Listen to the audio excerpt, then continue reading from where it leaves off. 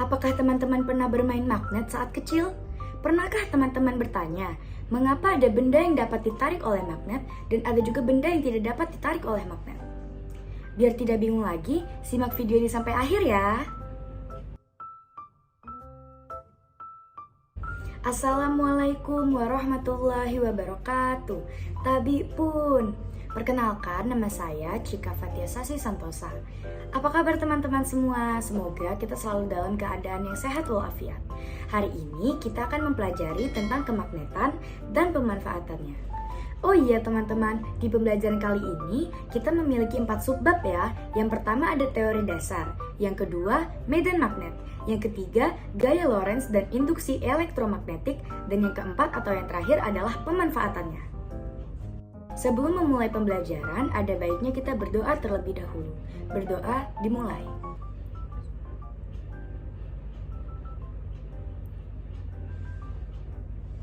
Berdoa selesai. Tahukah teman-teman, kata magnet berasal dari bahasa Yunani loh, yaitu magnetis litos, yang berarti batu magnesia.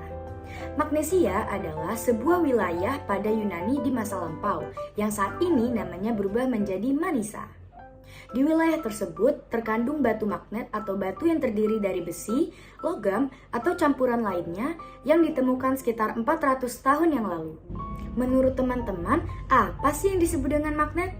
Magnet adalah benda yang memiliki kemampuan untuk menarik benda lain. Kenapa ya kira-kira magnet bisa menarik benda lain? Karena magnet terbuat dari logam seperti besi atau baja. Selanjutnya, kita akan mempelajari penggolongan benda ya. Penggolongan benda terbagi menjadi 2. Yang pertama, berdasarkan sifat kemagnetan. Berdasarkan sifat kemagnetan, benda dibagi menjadi 2 loh. Yang pertama ada magnetik. Magnetik adalah benda yang dapat ditarik oleh magnet. Contohnya, benda yang terbuat dari logam seperti tembaga, baja, dan besi. Yang kedua ada benda non-magnetik, benda yang tidak dapat ditarik oleh magnet. Contohnya, benda yang terbuat dari plastik dan kayu. Sebut saja penghapus, handuk, galon, dan kayu. Untuk penggolongan yang kedua ada berdasarkan sifat interaksi bahan terhadap magnet. Nah, berdasarkan penggolongan ini benda dibagi menjadi 3. Yang pertama adalah ferromagnetik. Ferromagnetik adalah benda yang dapat ditarik kuat oleh magnet. Contohnya seperti besi, baja, dan nikel. Yang kedua adalah paramagnetik. Paramagnetik adalah benda yang dapat ditarik lemah oleh magnet. Contohnya seperti magnesium, litium, dan molybdenum. Dan yang ketiga ada diamagnetik. Diamagnetik adalah benda yang tidak dapat ditarik oleh magnet. Contohnya seperti perak dan emas. Selanjutnya kita akan membahas sifat-sifat magnet ya. Magnet sendiri memiliki 6 sifat. Yang pertama adalah magnet dapat menarik benda-benda yang bersifat magnetik. Yang kedua, magnet memiliki 2 kutub loh, yaitu utara dan selatan. Yang ketiga, gaya terkuat pada magnet itu berada pada kutubnya, sehingga apabila ada benda yang tertarik oleh magnet, benda ini akan terkumpul di kutubnya. Yang keempat, kutub yang sejenis itu akan saling tolak-menolak, dan untuk sifat yang kelima itu sebaliknya, yaitu untuk kutub yang berlawanan akan saling tarik-menarik. Dan untuk sifat yang terakhir atau sifat yang keenam, itu adalah magnet dapat berputar secara bebas di udara secara horizontal. Pernahkah teman-teman mendengar istilah magnet elementer? Magnet elementer adalah magnet-magnet kecil penyusun suatu magnet. Suatu magnet disusun oleh magnet elementer yang memiliki sifat yang sama dengan magnet, yaitu memiliki 2 kutub, utara dan selatan. Perhatikan gambar A. Kutub utara dan kutub selatan partikel elementer magnet pada benda tersebut tersebar secara acak, sehingga benda tidak memiliki sifat magnet. Pada beberapa jenis logam tertentu seperti besi dan baja, sejumlah magnet elementer apabila diinduksi dapat disusun berbaris pada arah tertentu, sehingga benda bersifat sebagai magnet seperti yang terlihat di gambar B. Nah teman-teman, suatu benda yang bukan magnet dapat memiliki sifat kemagnetan loh dengan 3 cara. Yang pertama adalah digosokkan. Pertama-tama, gosokkan magnet secara searah pada benda yang bukan magnet. Kira-kira boleh tidak ya kalau magnet ini tidak digosokkan secara searah, seperti bulak-balik misalnya? Jawabannya tidak boleh, karena fungsi dari penggosokan ini adalah menjadikan magnet elementer pada benda menjadi teratur dan searah, sehingga benda ini akan memiliki sifat kemagnetan. Nah, untuk kutub benda akan menjadi berlawanan ya dengan kutub magnetnya. Yang kedua ada induksi. Caranya dengan mendekatkan benda yang bukan magnet dengan magnet. Dengan ini, benda yang bukan magnet ini akan terpengaruh atau terinduksi dengan magnet tersebut. Sehingga hal ini menyebabkan magnet elementer pada benda menjadi teratur dan searah. Hal ini menyebabkan benda dapat menarik paku atau memiliki sifat kemagnetan. Ujung benda yang dekat dengan magnet akan selalu memiliki kutub yang berlawanan dengan magnet yang digunakan. Yang ketiga, ada elektromagnetik. Cara untuk elektromagnetik sendiri adalah dengan mengalirkan arus listrik DC atau arus listrik searah. Magnet elementer pada benda akan mengalami pengaruh dari adanya arus listrik searah ini, sehingga menyebabkan magnet elementer menjadi teratur dan mengarah ke satu arah, sehingga benda pun memiliki sifat kemagnetan. Ada banyak sekali penerapan untuk elektromagnetik dalam kehidupan sehari-hari. Sebut saja bel listrik sederhana, saklar, dan telepon kabel. Ada cara untuk membuat benda memiliki sifat kemagnetan, maka ada juga dong cara untuk menghilangkan sifat kemagnetan pada benda. Teman-teman tahu tidak apa saja? Nih, ku beritahu ya. Magnet akan hilang sifat kemagnetannya apabila dipanaskan, dipukul, dijatuhkan, dan dialiri arus listrik bolak-balik atau arus listrik AC. Selanjutnya, kita akan mempelajari medan magnet. Apa sih medan magnet itu? Medan magnet adalah daerah di sekitar magnet yang dapat memengaruhi magnet atau benda ferromagnetik.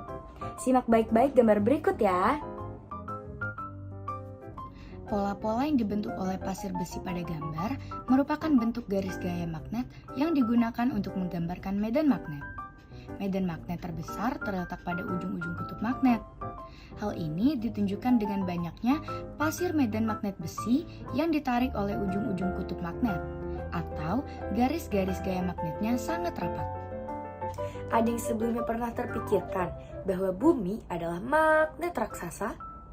Yap, bumi adalah magnet raksasa yang memiliki kutub utara magnet bumi di sekitar kutub selatan bumi, dan untuk kutub selatan magnet bumi berada di sekitar kutub utara bumi. Ketidaktepatan kutub utara dan kutub selatan magnet bumi ini disebut sebagai deklinasi. Selain adanya ketidaktepatan antara petunjuk arah kutub utara dan kutub selatan magnet bumi ini, magnet bumi membentuk sudut dengan horizontal permukaan bumi yang disebut sebagai inklinasi. Medan magnet bumi berfungsi sangat penting bagi kehidupan di bumi. Medan magnet bumi berfungsi untuk melindungi para penduduk bumi dari radiasi kosmik, yaitu partikel listrik yang dihasilkan oleh matahari dan benda langit lainnya, yang membahayakan kesehatan. Dengan adanya medan magnet bumi, partikel listrik tidak dapat langsung masuk ke permukaan bumi, tetapi ia akan tertarik oleh kutub-kutub magnet bumi. Dan saat menabrak atmosfer, partikel listrik ini akan terionisasi dan membentuk plasma lemah. Plasma lemah ini yang nantinya akan membentuk aurora.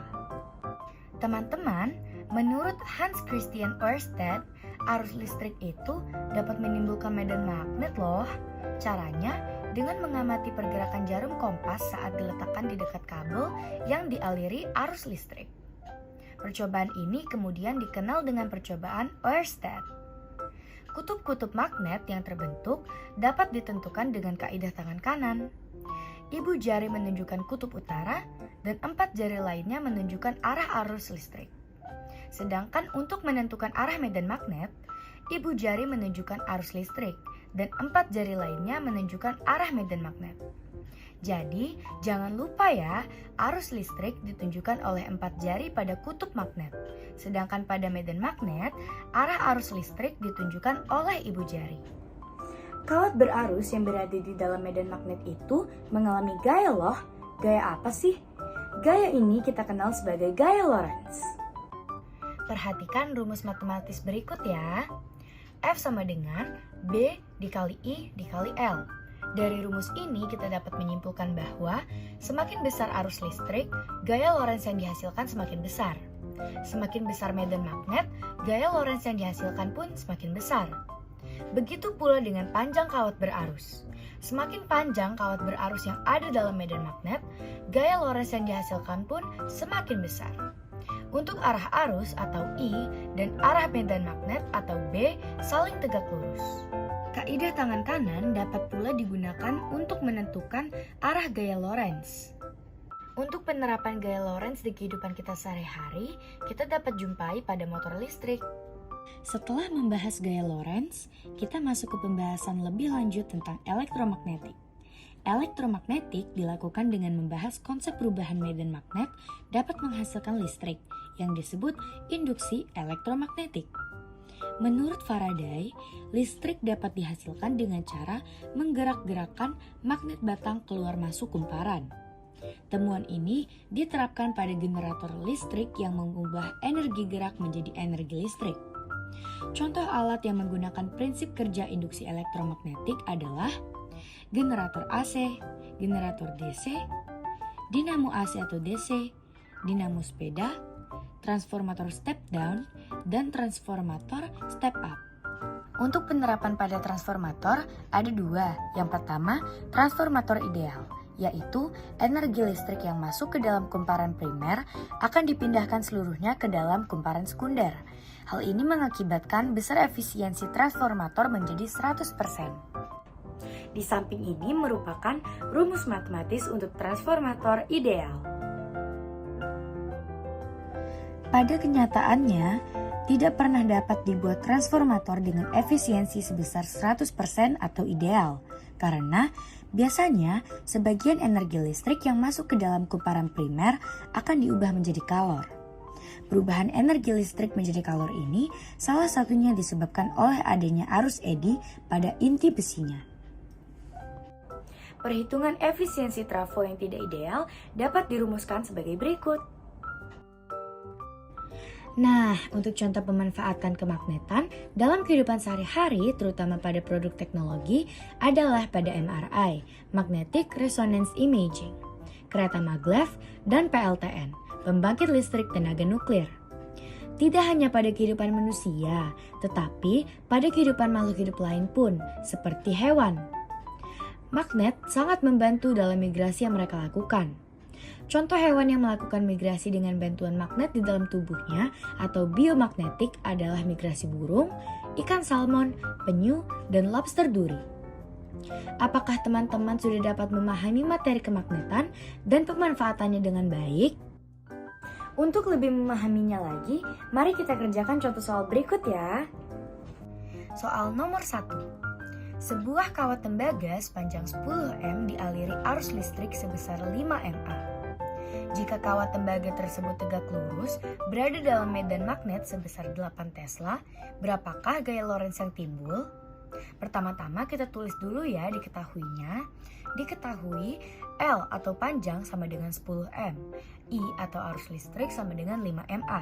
Dan kita akan ubah menjadi A sehingga jadilah 0,005 A. Dan B sama dengan 8 Tesla.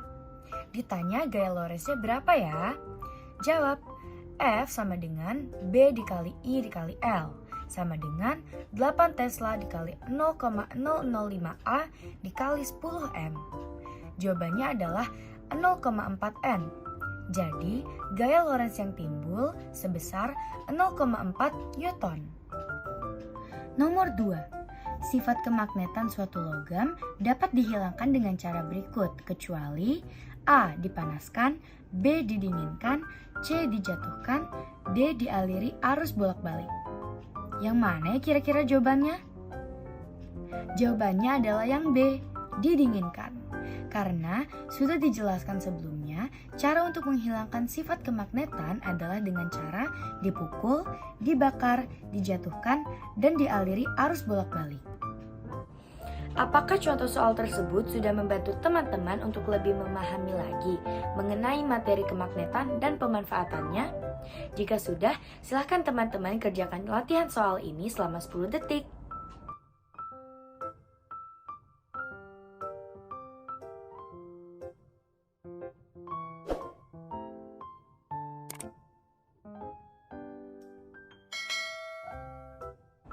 Jadi, kita telah mempelajari semua subbab di dalam materi kemagnetan dan pemanfaatannya. Melalui latihan soal yang tadi teman-teman kerjakan, dapat diketahui besar medan magnet yang melingkupi kawat tembaga adalah sebesar 3 dikali 10 pangkat 3 Tesla. Tentu kalian sudah memahami bukan bahwa kemagnetan sangat mempengaruhi aktivitas kita. Aktivitas yang kita lakukan menjadi lebih cepat dan lebih mudah. Dengan adanya fisika, kita pun jadi mengetahui banyak contoh mengenai kemagnetan, khususnya yang ada di sekitar kita. Wah, ternyata fisika itu sangat dekat ya dengan kehidupan kita. Bukankah cukup mudah untuk memahaminya? Jangan lupa untuk belajar dan banyak baca bukunya ya teman-teman. Terima kasih telah menyimak video ini sampai akhir. Semoga materi yang saya sampaikan dapat bermanfaat untuk kita semua. Sekian video pembelajaran kali ini. Saya akhiri. Wassalamualaikum warahmatullahi wabarakatuh.